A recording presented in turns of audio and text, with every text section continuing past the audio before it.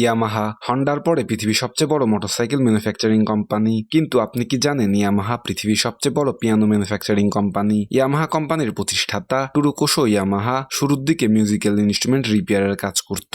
এরপরে তিনি নিজেই পিয়ানো বানানো শুরু করেন, যা দেখতে দেখতে সফলতার শীর্ষে অবস্থান করে। এরপরে কিভাবে তারা মোটরসাইকেল উৎপাদন এবং বিপণন করে সেরাদের তালিকায় উঠে আসে, যারা ইয়ামাহা RX-100 থেকে ইয়ামাহা R1 এর মতো সুপার স্পোর্টস সেগমেন্টের বাইক গ্রাহকদেরকে উপহার দিয়েছে। দ্বিতীয় বিশ্বযুদ্ধের পরে জাপানের অর্থনীতি ব্যাপকভাবে ক্ষতিগ্রস্ত হয়। সে সময় জাপানিদের মিউজিক্যাল ইনস্ট্রুমেন্ট নয়, বরং কম খরচের ভেতরে পরিবহন খাতে যুগান্তকারী কিছু দরকার ছিল। যেহেতু ইয়ামাহা অনেক আগে থেকেই মেটাল এবং ইঞ্জিন রিলেটেড কাজের সাথে অতপ্রতভাবে জড়িত ছিল, তাই তারা জার্মানির ডিজাইন করা মোটরসাইকেলের অনুকরণে নিজেদের প্রযুক্তিতে ইয়ামাহা YA1 বাইকটি তৈরি করে, যে বাইকটিতে 125 সিসির একটি পাওয়ারফুল ইঞ্জিন ব্যবহার করা হয়। শুরুর দিকে ইয়ামাহা এই বাইকটি নিয়ে বিভিন্ন মোটরসাইকেলিং রেসিং প্রতিযোগিতায় অংশগ্রহণ করে। বাইকটির দুর্দান্ত পারফরমেন্সের কারণে প্রায় সবগুলি প্রতিযোগিতায় পুরস্কার অর্জন করতে সক্ষম হয়। এই পারফরমেন্স দেখে বাইকটি সবার নজরে আসতে শুরু করে। বাইকটির সাকসেস দেখে 1956 সালে নিজেদের ডিজাইনে ইয়ামাহা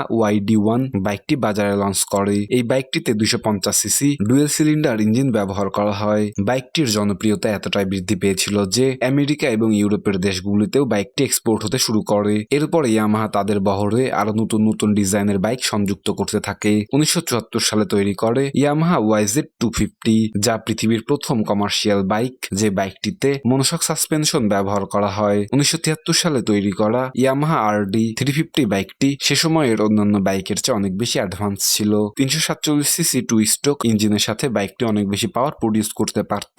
বাইকটির ফুয়েল ট্যাঙ্কটিতে এক্সট্রা করে ইঞ্জিন অয়েলও ব্যবহার করতে হতো না, কারণ এই বাইকটির ইঞ্জিনে অটোলিউব অটোমেটিক অয়েল ইনজেক্টেড সিস্টেম ব্যবহার করা হয়। বাইকটিও আন্তর্জাতিক বাজারে ব্যাপকভাবে জনপ্রিয় হয়ে ওঠে। 1974 সালে যখন এই বাইকটি নিয়ে ভারতের বাজার দখল করার লক্ষ্যে ইয়ামাহা ভারতের বাজারে বাইকটি লঞ্চ করে, বাইকটি ভারতের বাজারে তেমন সুবিধা করে উঠতে পারে না। তখন ইয়ামাহা ভারতীয় মার্কেটের চাহিদা অনুযায়ী পছন্দসই ডিজাইনে নতুন করে একটি বাইক লঞ্চ করে, যে বাইকটি এখনো পর্যন্ত ইতিহাসের পাতায় শ্রেষ্ঠ বাইকগুলির তালিকায় অন্যতম সেরা হয়ে রয়েছে।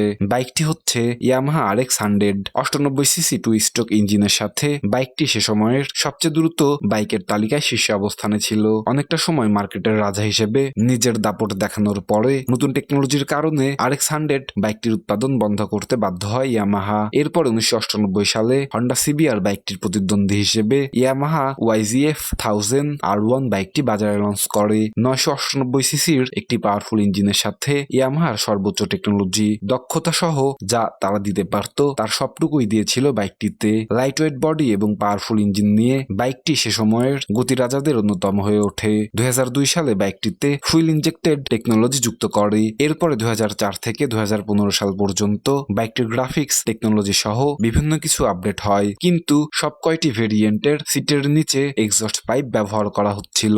পরে 2015 সালের শেষের দিকে ইয়ামাহা বাইকটিকে সম্পূর্ণরূপে পরিবর্তন করে নতুন R1 এবং R1M বাইকটি বাজারে নিয়ে আসে। পরবর্তী সময়ে টেকনোলজি আরো উন্নতির কারণে 2020 সালে বাইকটি আবারও আপগ্রেড করা হয়, যা সুপার স্পোর্টস সেগমেন্টের বাইকগুলির মধ্যে অন্যতম সেরা। ইয়ামাহা R1 বাইকটি বিশ্বব্যাপী অনেক দিন ধরেই সফলতার শীর্ষে অবস্থান করছে, কিন্তু 2017 সালে প্রথমবারের মতো বাইকটিকে ভারতের বাজারে লঞ্চ করা হয়। এছাড়াও ইয়ামাহা R7 বাইকটিও ইয়ামাহার অন্যতম জনপ্রিয়। ইয়ামাহা R15 থেকে শুরু করে ইয়ামাহা R15 ভার্সন 4 ইয়ামাহার 150 সিসি সেগমেন্টের অন্যতম স্টাইলিশ বাইক, যা 2008 সাল থেকে বর্তমান সময় পর্যন্ত অব্যাহত রয়েছে। ইয়ামাহা R15M বাইকটির ডিজাইন ইয়ামাহা R7 বাইকের অনুকরণে করা হয়েছে। এই বাইকটিতে ট্র্যাকশন কন্ট্রোল, কুইক শিফটারের মতো প্রিমিয়াম টেকনোলজিও ব্যবহার করা হয়েছে।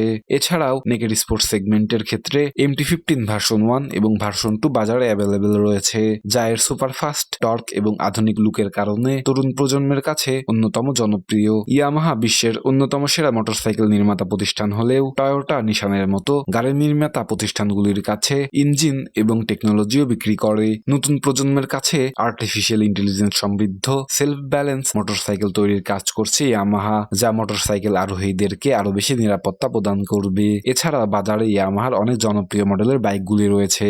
বাজারে থাকা ইয়ামাহার সকল জনপ্রিয় বাইকগুলি সম্পর্কে বিস্তারিত জানতে এখনই ক্লিক করুন। সবাইকে আরো একবার ধন্যবাদ জানিয়ে এখানেই শেষ করছি।